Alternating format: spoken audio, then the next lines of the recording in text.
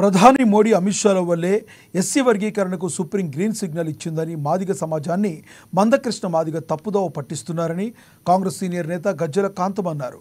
SC వర్గీకరణపై బీజేపీకి చిత్తశుద్ధి ఉంటే 10 ఏళ్లలో పార్లమెంట్లో బిల్లు ఎందుకు పెట్టలేదని ప్రశ్నించారు. సుప్రీం తీర్పునకు మోడీకి సంబంధం ఏంటని నిలదీశారు. కాంగ్రెస్ పార్టీ సీఎం రేవంత్ రెడ్డి కృషితో దేశంలో మొట్టమొదటిగా తెలంగాణలో ఎస్సీ వర్గీకరణ జరగబోతుందంటున్న గజ్జల కాంతంతో మా ప్రతినిధి హరీష్ ఫేస్ టు ఫేస్.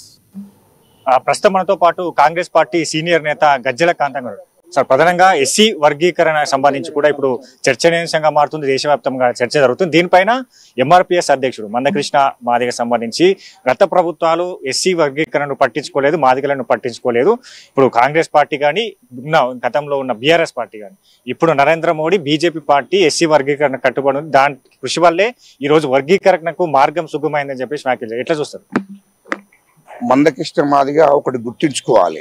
ఒక ఉద్యమ నాయకునిగా ఒక మాదిగల కోసం ఒక ఉద్యమం చేసిండన్నటువంటి నాయకునిగా గౌరవిస్తాం, ప్రేమిస్తాం. దాంట్లో సందేహం లేదు. తెలంగాణ రాష్ట్రం, ఆంధ్ర రాష్ట్ర మాదిగలందరూ కూడా అదే గౌరవిస్తారు. కానీ అది గుర్తుపెట్టుకో, అంతకన్నా ముందు మాదిగల కోసం ఉద్యమాలు జరిగాయి. అంతకుముందు మాదిగ నరసయ్య లేకుంటే మోత్కుపల్లి నరసింహులు గారు అనేక ఉద్యమాలు జరిగాయి ఈ రాష్ట్రంలో. ఒకటి గుర్తుపెట్టుకోవాలి, నరేంద్ర మోడీ గారి పేరు చెప్పేటప్పుడు ఒకటి గుర్తుపెట్టుకో, ఈ యొక్క హైకోర్టులో ఆనాడు 2024 నాడు హైకోర్టులో కొట్టుడు పోయింది వర్గీకరణ విషయం. ఆ తర్వాత సుప్రీంకోర్టుకు పోయింది. ఆ తర్వాత సుప్రీంకోర్టుకి ఇక్కడ పోలేదు, పంజాబ్ ప్రభుత్వము, అక్కడ పంజాబ్ లో ఉన్న చమార్స్ నాయకుడు సుప్రీంకోర్టుకు వెళ్ళడం జరిగింది. అక్కడి ప్రభుత్వం కూడా వర్గీకరణకు మద్దతు చేశారు. పంజాబ్ ప్రభుత్వము అక్కడ సుప్రీంకోర్టుకు వెళ్ళడం జరిగింది వర్గీకరణ చెయ్యాలనే దాని మీద. అయితే 2011 నుంచి 2024 దాకా వాదోపవాదాలు జరిగాయి. ఉషమేర కమిషను, తర్వాత రామచంద్రరావు కమిషను, ఇవన్నిటి కూడా సుప్రీంకోర్టు పరిగణలోకి తీసుకున్నది.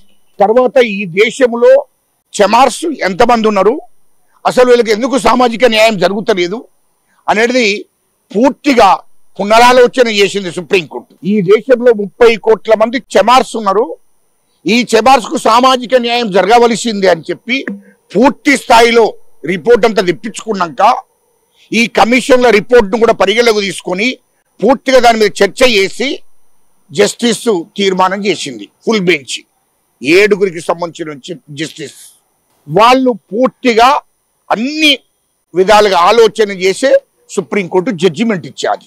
ఆ జడ్జిమెంటు ఏంటి అంటే అన్ని రాష్ట్ర ప్రభుత్వాలు 29 అంటే దేశంలో ఉన్నటువంటి అన్ని రాష్ట్ర ప్రభుత్వాలు 29 రాష్ట్రాల ముఖ్యమంత్రులు, ఆ 29 రాష్ట్రాలకు సంబంధించిన ప్రభుత్వాలు దీన్ని అమలు చేయవలసిందే వర్గీకరణ. ఆ రాష్ట్ర ప్రభుత్వాలకు అధికారం ఇస్తున్నామని సుప్రీంకోర్టు చెప్పాది. ఈ దేశంలో సుప్రీంకోర్టు ఏం చెప్పాది? రాష్ట్ర ప్రభుత్వాలకు అధికారం ఇచ్చాది. అది నెంబర్ 1. ఇది మందకృష్ణ గారు గుర్తించాలి. అయితే రెండోది, ఇంకో విషయం కూడా మందకృష్ణ గారిని సూటిగా అడుగుతున్నాను. 2017లో కూడా నువ్వు బీజేపీలను పిలిచి బహిరంగ సభ పెట్టావు కదా. 2017లో కూడా కేంద్రంలో బీజేపీ ఉంది కదా. నరేంద్ర మోడీ గారి ప్రధానమంత్రి, అమిత్ షా కేంద్ర హోంమంత్రి. మరి వీళ్ళు ఆనాడు ఎందుకు చేయలేదు వర్గీకరణ? వాళ్ళు అనుకుంటే మరి వాళ్ళు ఎందుకు సుప్రీంకోర్టులో అడ్వకేట్స్ పెట్టలేదు? ఎందుకు ఈ మాదిగల పక్షాన సుప్రీంకోర్టులో అడ్వకేట్ను పెట్టి కేంద్ర ప్రభుత్వం కొట్లాడలేదు? లేదంటే పార్లమెంట్లో ఎందుకు చట్టం చేయలేదు? చట్టం తీసుకురావాలి కదా, ఎందుకు చేయలేదు? నరేంద్ర మోడీ ఒకవేళ చేయాలనుకుంటే ఎందుకు చేయలేకపోయిండు?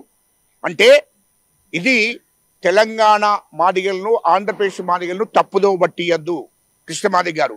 ఇది నరేంద్ర మోడీ చేసింది కాదు, ఇది అమిత్ షా చేసింది కాదు, ఇది సుప్రీంకోర్టు తీర్పిచ్చాది. సుప్రీంకోర్టు తీర్పును అన్ని రాష్ట్ర ప్రభుత్వాలు అమలు చేయవలసిన అవసరం ఉంది. కాబట్టి ఇయల్లో నీవు 2023 డిసెంబర్ 7 నాడు తెలంగాణ రాష్ట్ర ముఖ్యమంత్రి రేవంత్ రెడ్డి గారు ప్రమాణ స్వీకారం చేశాడు.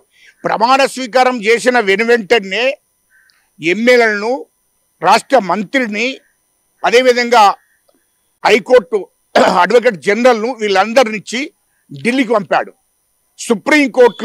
సుప్రీంకోర్టులో అడ్వకేట్ పెట్టండి, దానికి సంబంధించిన ఫీజు రాష్ట్ర ప్రభుత్వమే భరిస్తుంది.